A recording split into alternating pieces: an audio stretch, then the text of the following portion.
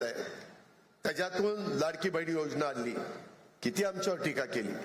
आज देखील हेच मीडियावाले सांगतात ही योजना बंद होणार, ती योजना बंद होणार। अरे ते राज्य सरकार ठरवेल ना, तुम्हाला कोणी अधिकार दिलाय? त्याच्यामध्ये मी अर्थसंकल्पामध्ये अर्थसंकल्प मार्चच्या दुसऱ्या आठवड्यामध्ये सादर करणार आहे ना, त्यावेळेस राज्याचा आर्थिक शिस्त, आर्थिक घडी बसवण्याच्या दृष्टिकोनातून मी पावलं उचलतोय। आज माझ्या लाडक्या बहिणी इथं बसल्यात, मला या सभेच्या निमित्तानं सांगायचंय, कालच मी इथं परतूर मंठ्याला येत असताना 3500 कोटी रुपयाच्या चेकवर सही केली। 8 दिवसात माझ्या बहिणींना पैसे मिळणार आहेत, फेब्रुवारीचे पैसे मिळणार आहेत। आम्ही शब्दाचे पक्के आहोत, दिलेला शब्द पाळणारी लोक आहोत, परंतु दिलेल्या योजनांचा फायदा पण तुम्ही नीट उचलला पाहिजे।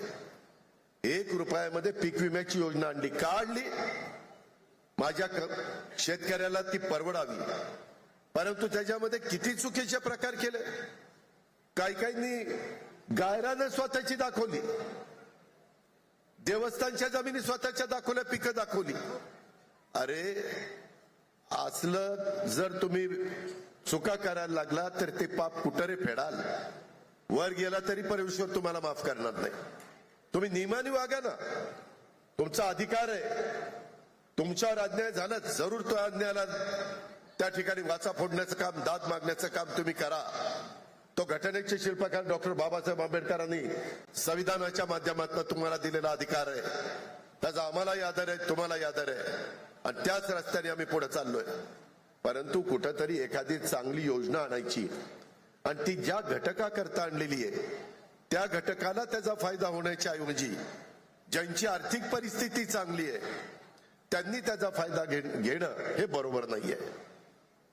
हे कुठेतरी थांबलं पाहिजे आणि त्याच्यातून आम्ही पुढे चाललोय।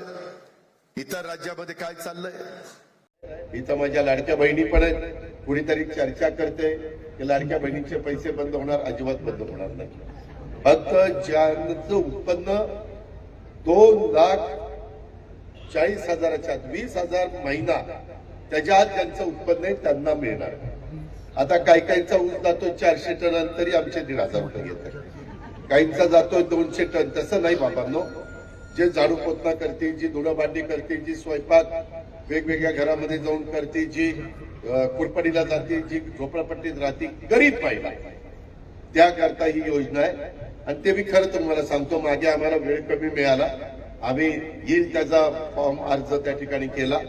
माझ्याकडे तक्रार पत्रकारांची आली, खरी खोटी मी तपासून बघायला सांगितलं। त्या बांगलादेश मधल्या काहीतरी 2-3 आल्या, त्या भावानंदी आमचे पैसे घेतले, पण ते खरं का खोटं अजून तपासतोय।